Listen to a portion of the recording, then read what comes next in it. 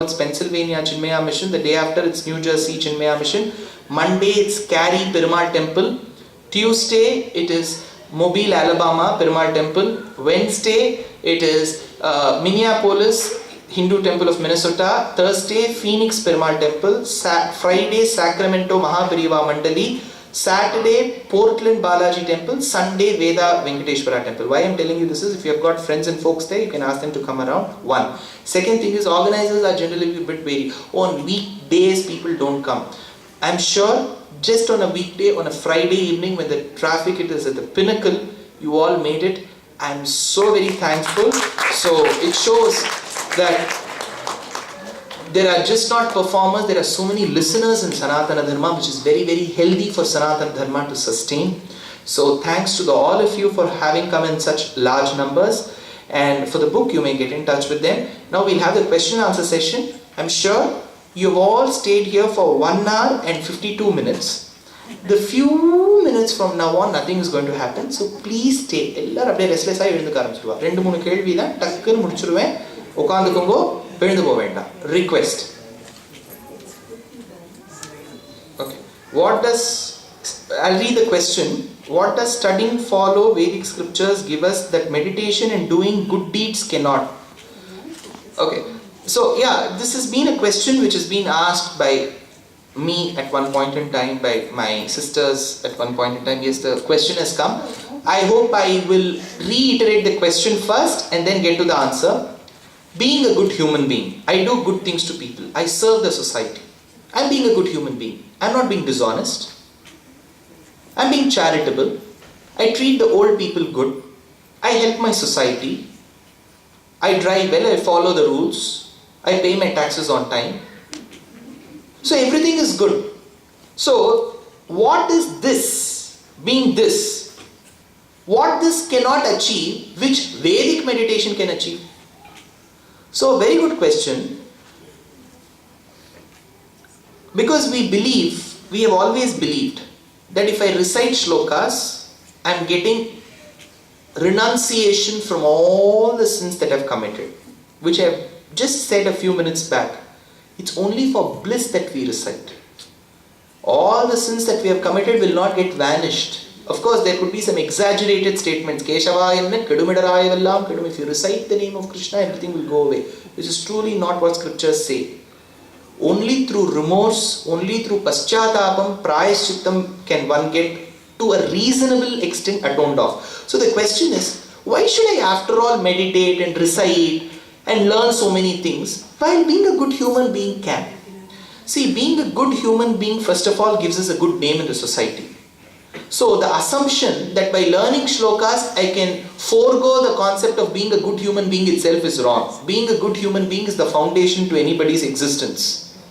So over and above that is what you learn or unlearn. So being a good human being is utmost important. So there's no question of I am a good human being, so why should I learn Vedic? So being a good human being is not a choice. That's the necessity. So first of all, to assume that I've been given a choice to be a good or a bad human being itself is wrong. Being a good human being is what we all need to aspire for. Of course, the levels and the intensity to which I am being good as a human being may vary. 1. 2. Vedic meditation, how will it help me? Yes, it has got its own benefits. But that doesn't make the person holier than thou. I still being the same person. But what happens is, knowledge should not stop at a very superficial level. I'm sure a lot of you here may agree to it. I have witnessed, while I studied, I will end up learning differential calculus in maths. I don't know why. X square will become 2x. Suddenly integration, x square will become x cubed by 3. I may end up learning about Aurangzeb who imprisoned his father, and that entire parampara is famous for that, where the son will imprison the father. There will be a 1500 word question for 10 marks in history to write how Aurangzeb imprisoned his father. But I remember in those days history papers were evaluated with the length of the answer. So the first 4 lines will be Aurangzeb imprisoned. 4 lines. Next 4 lines will be the passive voice of the first 4 lines. Mati. Teacher will put a tick mark and a star. That's how I went to Bitspilani. So we end up learning so many things at school, which we ought to, but serve no purpose. Of course, knowing history is important, but I don't have to learn how he imprisoned his father. Knowing that he imprisoned is enough. How he imprisoned is not my question. So we end up learning so many things. At that point in time, we don't ask why. Have you ever wondered, why did I learn Aurangzeb imprisoned his father? No. Because we believe that the person who's designed the syllabus will have some knowledge, which may not be so in most cases. So the rishis have always felt that the knowledge that we all try to garner in our existence is knowledge that helps us sustain in our lives.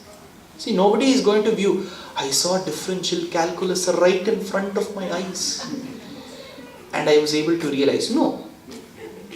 Right? We don't get that horripilation when I think of differential calculus. When I may be researching on it, I don't get horripilation on that. So our rishis have believed that when you have to realize someone who's supreme, let's call that supreme person invisible, nameless, some power, some energy, some creator who's outside, who's also within me. There are certain modes to it, where I go layer after layer inside me. That's how when you use yoga. So till we realize that supreme person within, these processes of learning shlokas may help.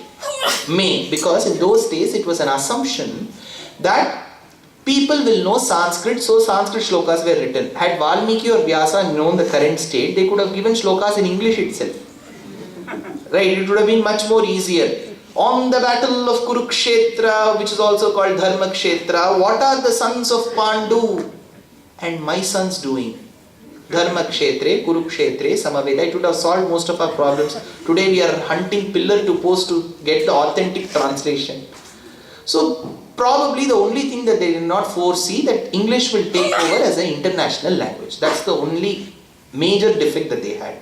Otherwise their intent was, when you listen to stories, when you learn stories, something could be got from it which may help in your everyday life. So ultimately learning Vedic scriptures is to make your living slightly better. Of course, under the assumption that we know Sanskrit.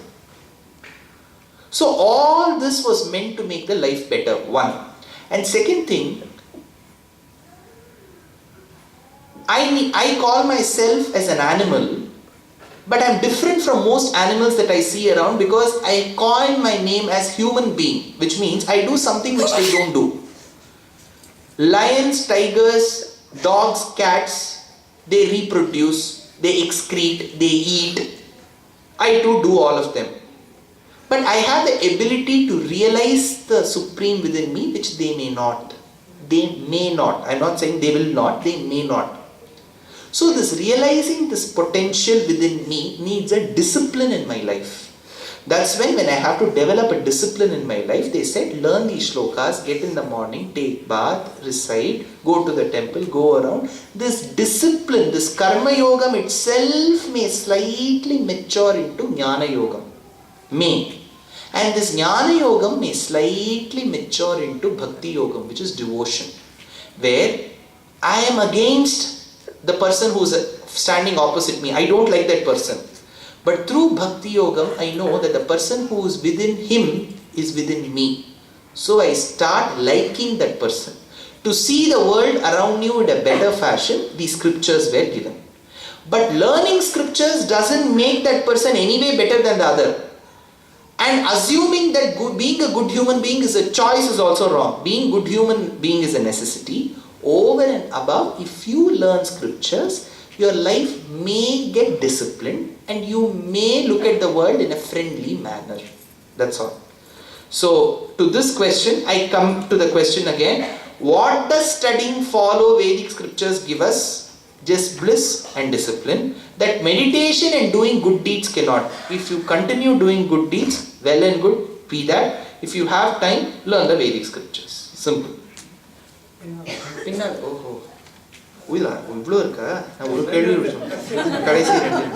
For young, I'll make these questions fast. Sorry. For younger working adults, how do you suggest beginning to incorporate the Vedic way of life into daily living? What can we do to begin our Vedic journey if it all seems a little far removed and unattainable at the moment? Vedic way of living. See, when we look at the 13th century poet, preceptor called Vedanta Deshika, he will state, I am not leading the Vedic way of life like my great Acharyas Ramanuja. If you look at the 11th century Ramanuja, he will tell, I am not leading a Vedic way of life like the 9th century Yamunacharya. So there has always been a quest in our Acharyas. I remember my mother, while I used to be in my 9th standard, she used to tell, நீ போன வருஷம் படிச்ச மாதிரி இந்த வருஷம் படிக்கணும். சரி இதான் சொல்றாளேன்னு 10th class போனா she'll repeat the same thing. நீ போன வருஷம் படிச்ச மாதிரி. Then I'll realize it's a standard dialogue. Because we human beings always compare ourselves to the past. There's always a talk that goes around in Chennai. போன வருஷம் இவ்வளவு வெயில் இல்லை இந்த வருஷம். Same thing with Kulur. You will hear the same line in a few more months. Shoot, this year was bad. Last year the same time. So we as human beings always compare. So this Vedic way of life, when I suggest something, I know from the bottomest of my heart that I am not leading one. So it will be very wrong on my part to advocate something which I don't follow, because the very word hypocrisy will be associated if I do so. Nobody needs to know, I need to know. But instead of calling the Vedic way of life, I'm sure all of us have some discipline in our lives. We bathe, we eat. We have our family, we sustain our family.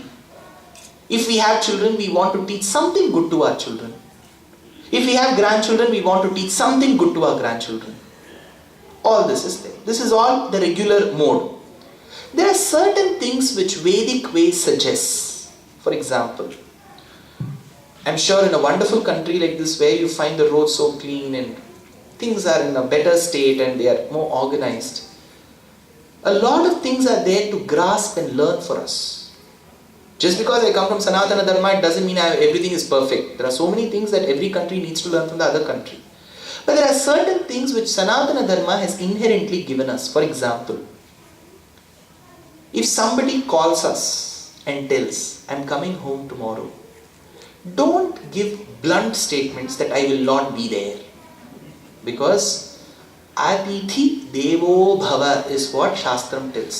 God doesn't have to come in with Shankha Chakra Gada Pani outside our house and knock our door.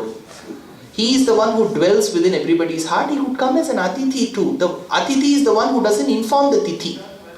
See, if I tell that I come on October 13th at morning 9 o'clock, I will come, then I'm not Atithi, I'm just Tithi.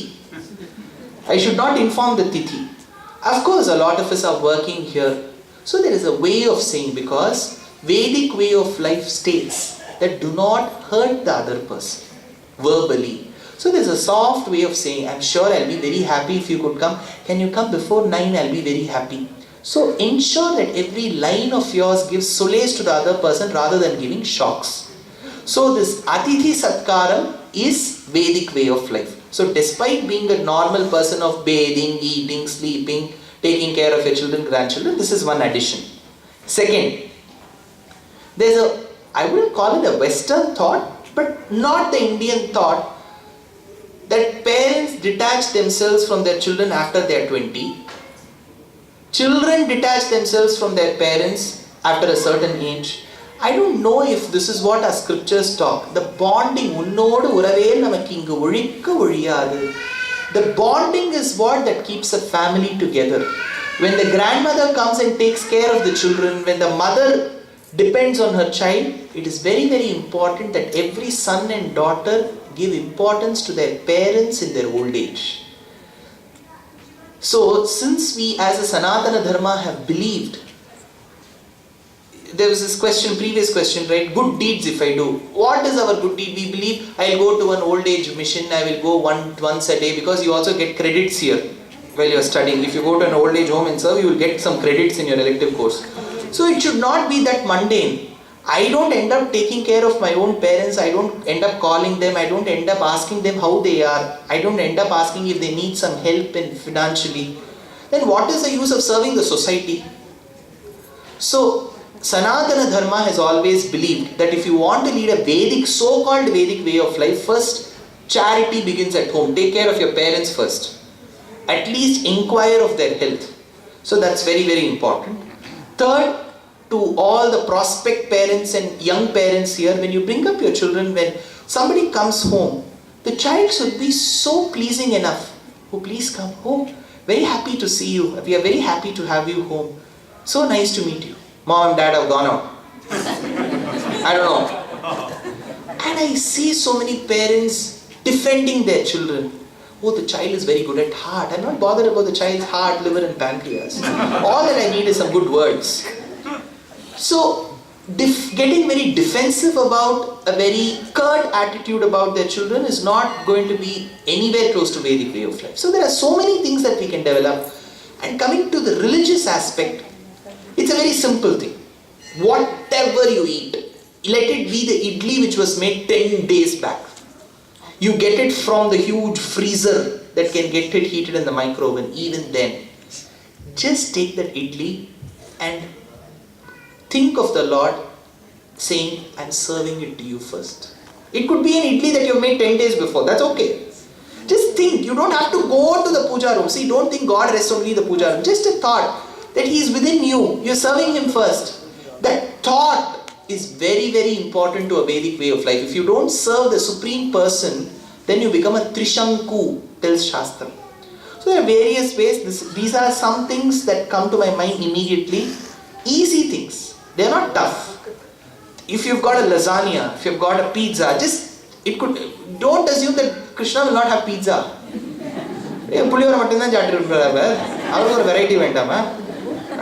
How do we introduce these concepts to our children? What is the benefit? Yeah, so that's quite integral, whatever I've said before. I'm sure all of you are doing so well to keep the community and the dharma intact. So I have no doubts at all. So these questions, whatever I see, come from people who are actually leading a Vedic way of life. They want others to know. So I'm sure all of you are, of course, doing that. And this is a request that I make to any city that I go, just not in the US, even in India. I'm quite young for that, but still, it's not even an advice, a small suggestion to newly married or married couples. If you want to get anywhere close to Vedic way of life or Sanatana Dharma, remember that there are two different Jivatmas in two different bodies, born differently, grown differently, who come together to make a family. Of course, the likes and the dislikes are absolutely different. I like Carnatic music, my wife hates it. My wife loves Bharatanatyam, I love it. So there are so many likes and dislikes. We have understood that two different people have come together. So differences of opinion are bound to exist. But that should not lead to an eternal separation. So it's very, very important, just not in the US, even in India. So if we want to get any way close to, do you think all my grandmothers and grandfathers and great-grandfathers were all eternally loving couple? They also had their differences. But they knew the very philosophy of life, that we have to bury these differences. See, ultimately when you get married at 25, 30 or 35, considering normal mortality rate, where you may end up dying at 75 or 80, you'll have to live another 30 years with that person. Whoever, the man with the woman with the man. I'm just using two combinations here. So, two. Third, with a working couple, the man and the woman working, they spend 5 days a week, 8 hours a day at office. So you barely get to see each other. So that's one way good. So, I feel the reasons today to cause separation is very little. So, if we want to lead a Vedic way of life, to bring solace to ourselves, to the parents who gotten us married, to the children who are born out of us, let the concept of a continuous family exist. And even if we are not a joint family in reality, let us be a joint family in thoughts. Technology is keeping us alive. I can still stay in touch with my cousins every day. So that's keeping us intact. So this bond and this web of emotion should always be with us. Without emotional web, we'll be utter stones and cold pieces. So this emotion, which is what that keeps us together, the emotion is what that makes you all come, the emotion is what that makes me speak. So this emotion should stay together. With this, I would like to again thank all of you. Kavitarkika Simhaya Kalyana Gunashaline Srimate Venkateshaya Vedanta Gurave Namaha. Namaskar.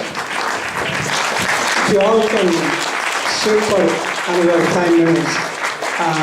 We will have the temple priest, they will come and offer the prasadam. And when they are making their way through the people, I want to thank a lot of people. First of all, at Divya Dampati's Anugraham and Acharya Anugraham, we had a wonderful experience.